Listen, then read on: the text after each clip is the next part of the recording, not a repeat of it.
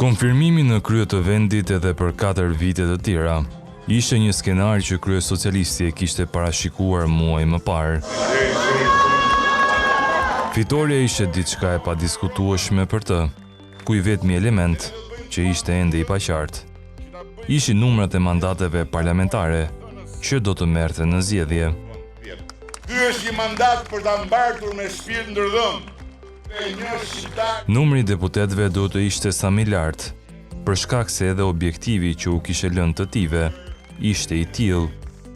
Në parlament duhet të ketë numra për të ndryshuar drejtësinë. Shifni faturash këtu, balt, qeta e hajdutve, edhe pse jemi një qeta hajdutësh që kap hajdut, ndihmon të kapen hajdut, mbështet kapin hajdutve, prap, qeta hajdutve është.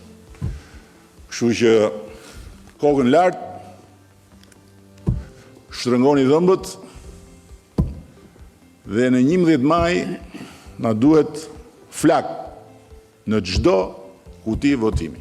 Mavia duhet bëhet e kuqe, flak, si që ka qef Erion Braçja ngjyrat e kutive. Tërmet nga poshtë, flak nga lart, edhe në 11 maj do marrim mandatin e 4 dhe mandati i 4 do të jetë mandati i standardeve demokratike të drejtësisë.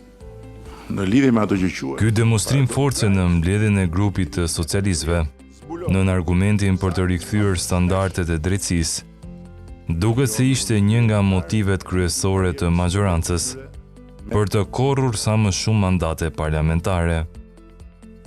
Numri 83 duket si afrohet maksimalisht edhe objektivit të Edi Ramës, pasi janë aq afër sa të mundësojnë ndryshimet e shumë ligjeve të drejtësisë.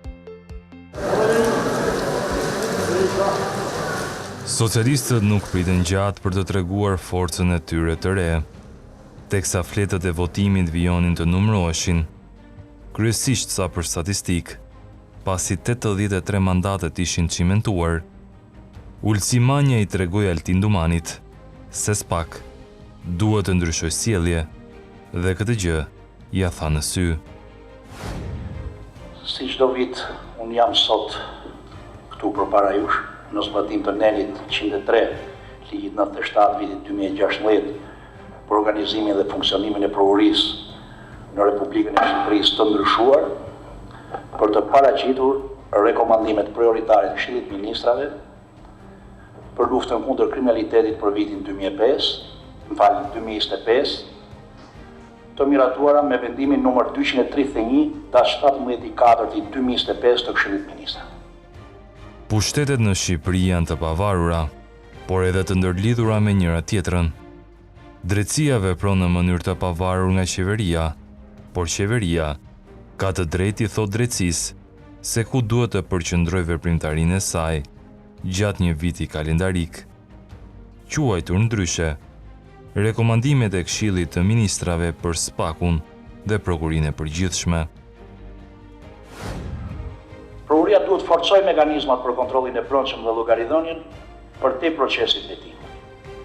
Duhet trajtuar seriozisht çdo ankesë për sjellje të papërshtatshme dhe të rritë transparenca për qytetarët. Kërkohet miratimi i standardeve të qarta për etikën dhe profesionalizmin, si dhe publikimi i praktikave të punës në përputhje me legjislacionin për drejtën e informimit, mbrojtjen e dhënave personale dhe respektimin e sekretit hetimor. Fusha e 4 është eficienca dhe ngritja e kapaciteteve institucionale. Nevojitet krijimi i strukturave të specializuara për çështje komplekse, investim në teknologji dhe burime njerëzore, si dhe zhvillimi i trajnimeve të vazhdueshme në bashkëpunim me shkollën e magjistraturës dhe partnerët ndërkombëtar. Trajnimi për antikorrupsionin, krimin organizuar dhe krimet kibernetike duhet të jetë prioritet kombëtar. Në lidhje me këtë shtyllë, sigurisht një rol thelbësor do të duhet ketë edhe mbështetja që qeveria do duhet japë në buxhet dhe në burime njerëzore sa i takon organit të prokurisë. Gjatë prezantimit të këtyre rekomandimeve, qeveria, nëpërmjet ministrit të drejtësisë Ulci Manja, i tregoi Spakut se ku duhet të përqendroj punën. Të nderuar prokuror, të gjitha këto fusha janë zbërthyera në mënyrë të detajuar në vendimin e Këshillit të Ministrave numër 231/17/4/2025. Rekomandimet janë konkrete, të mashme dhe të zbatueshme. Ministria e Drejtësisë në bashkëpunim me organin e prokurorisë do të ndjek nga afër zbatimin e tyre dhe është e gatshme të bashkëpunojë ngushtësisht me prokurorinë në çdo hap të këtij procesi. Unë ju ftoj që këto rekomandime t'i merrni në konsiderat në planifikimin dhe përmbushjen e detyrave tuaja për vitin 2025. Sepse pa një prokurori efikase, të paanshme dhe të përkushtuar, nuk mund të ketë drejtësi funksionale, as siguri, as shpresë për një të ardhme evropiane. Nuk kërkojmë perfeksion, por kërkojmë përpjekje maksimale të përbashkëta, përkushtim profesional dhe angazhim të ndershëm në shërbim të ligjit dhe qytetarëve. Ajo që ra më shumë në sy ishte kërkesa që prokuroria të ketë një qasje tjetër sa i takon prezumimit të pafajësisë dhe ndjekjen e politikave penale alternative gjatë hetimit, pra jo burgosjen e të dyshuarve për korrupsion, një fjali e cila ngjasoi e dëgjuar.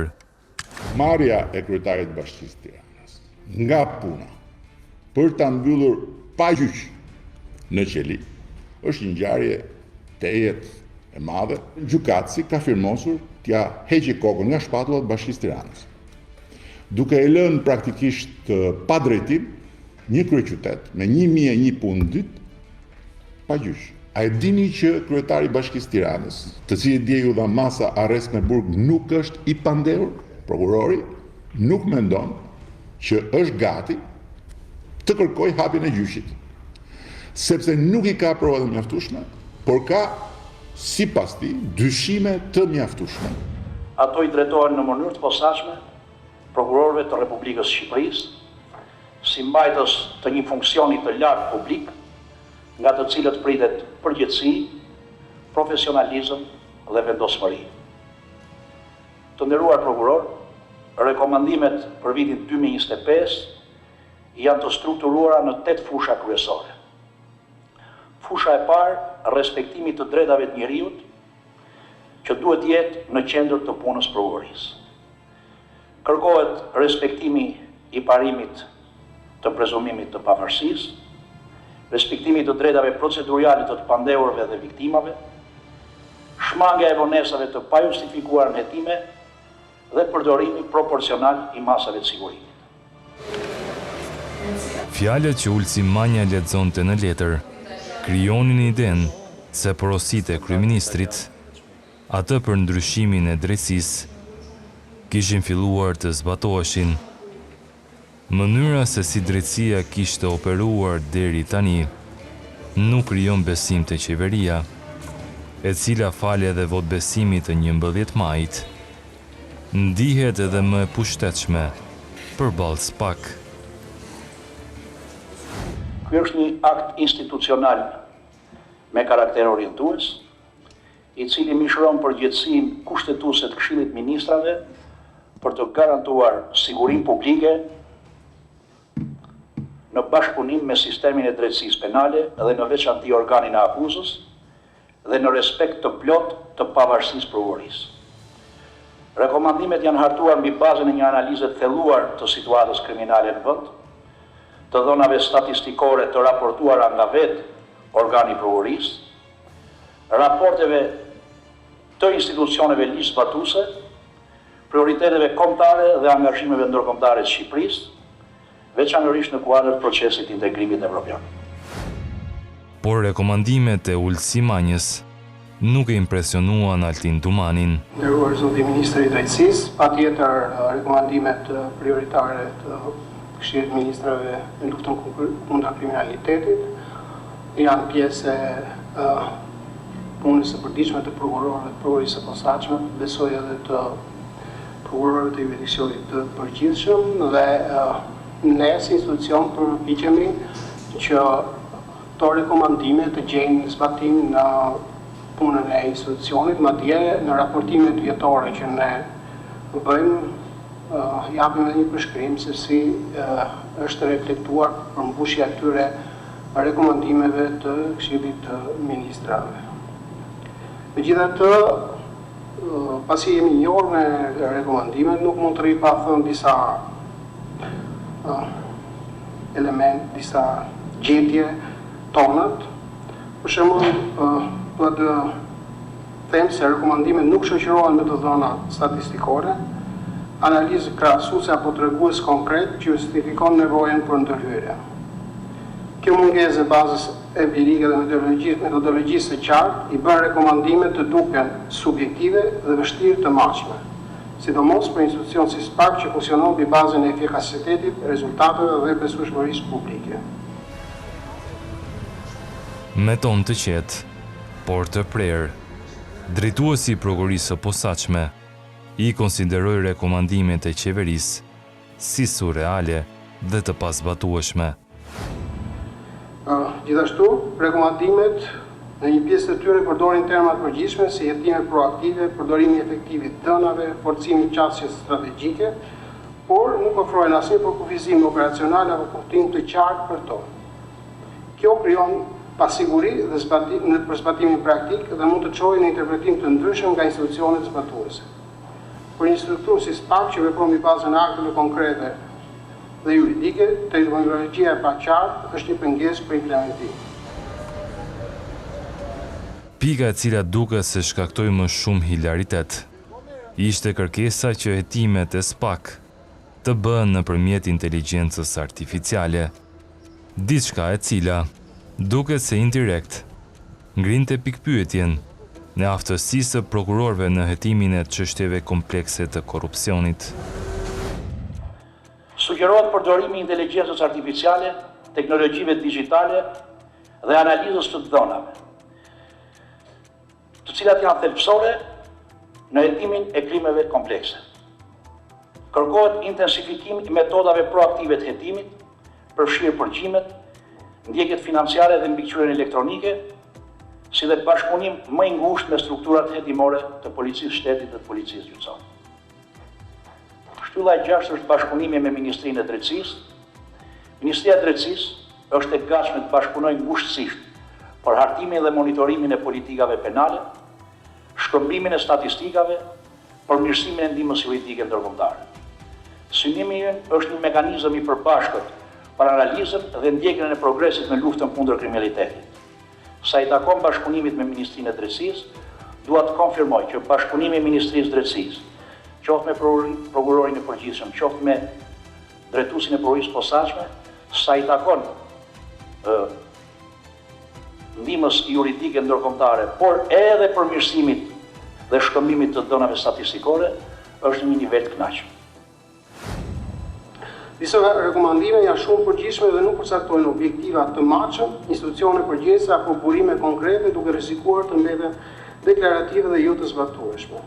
I thash këto për t'i bërë paraprit, pasi siç thash edhe në hyrjet e fjalës time, në fillim të çdo viti, raportojmë edhe për mbushjen e rekomandimeve të Këshillit të Ministrave në luftën kundër kriminalitetit. Kështu që patjetër në tërësinë e tyre rekomandimet janë të gjitha të mirëpritura dhe shprehim angazhimin maksimal si institucion që këto rekomandime të jenë në prioritetin e punës së institucionit, por nga ana tjetër disa prej tyre në mënyrën si janë formuluar apo si janë konceptuar nga pikpamja praktike paraqesin vështirësi për tu zbatuar. Dhe nuk që tani them unë konstatoj vështirësi se si do raportoj për përmbushjen e këtyre rekomandimeve. Për të kuptuar marrëdhënien e mazhorancës me drejtsinë e re, duhet të shkosh prapa në kohë, kur Edi Rama, së bashku me Fatmir Xhafajin, bën të ditur se shumica socialiste do të prek nëpërmjet amendamenteve ligjore institucionet e drejtësisë. Tryeza organizuar një muaj më parë, etiketuar si takimi i dytë nivelit të lartë të Komisionit të Posaçëm Parlamentar për Reformat, Mirëqeverisjen dhe Antikorrupsionin, dëshmoi qartë se mënyra se si drejtësia po funksiononte nuk është në linjë të drejtë me objektivat e qeverisë. Me vënd që në fjalën time të bëj një sqarim lidhur me disa pyetje që janë adresuar për faktin se pse ne zgjatëm afatin e komisionit deri në fund të legislaturës dhe pse dokumentin analitik dhe planin e veprimit i kemi miratuar vetëm në parim në komision. Kjo sepse ende nuk është përmbyllur kapitulli 3 i shtyllës sundimi i ligjit, konsolidimi i reformës në drejtësi. Në këndvështrimin ton nuk mund të kuptohet sundimi i ligjit pa drejtësinë dhe institucionet e saj. Zgjedhjet tashmë kanë mbaruar. Socialistët kanë në radhët e tyre 83 mandate parlamentare, numër i cili është shumë pranë ndryshimeve të ligjeve me shumicë të cilësuar, pa pasur nevojë të negociojë me partitë e tjera parlamentare, duke marrë për të mirëqenë se në sallë do të ketë në krah edhe të ndoshin me 2 deputetët e tij.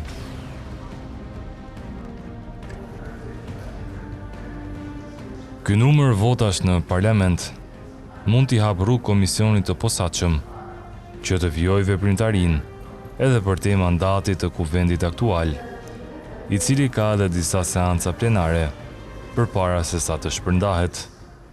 Të ndryshe, marrja e mandatit nga Fatmir Xhafaj i jep arsye Ramës që iniciativën për ndryshimin e ligjeve nën argumentin se duhet luftuar korrupsioni ti çoj përpara vet, ashtu siç ka vepruar deri më tani edhe ky komision parlamentar.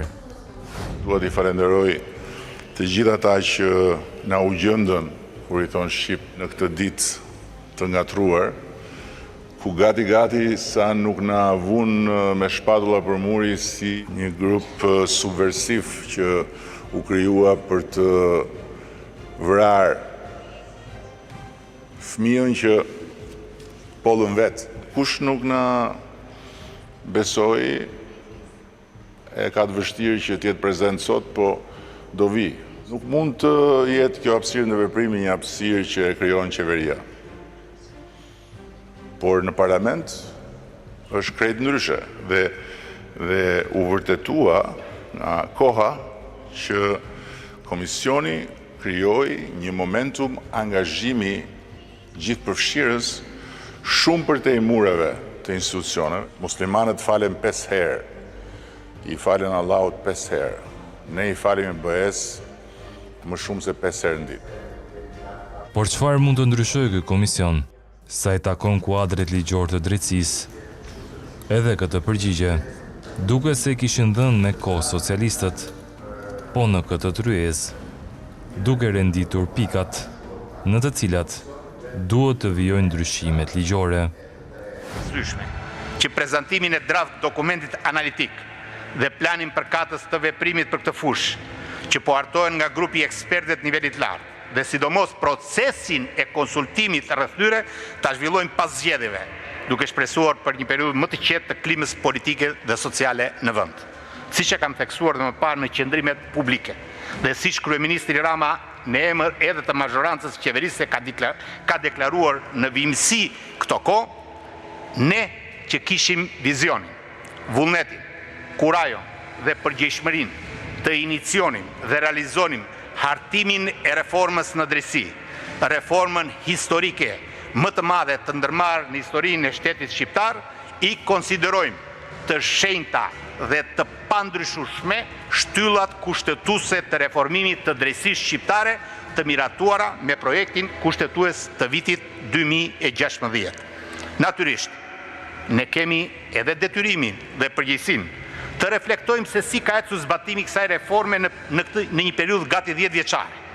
Të reflektojmë dhe reagojmë mbi kërkesat për ndryshime të mundshme përmirësuese të bëra nga vetë institucionet e drejtësisë, rreth 150 amendamente të sjella vetëm prej tyre në kuvend, me synimin jo vetëm për të vlerësuar progresin e jashtëzakonshëm të bërë, por dhe për të reflektuar në problematikat e mundshme të vërejtura gjatë zbatimit në praktikë.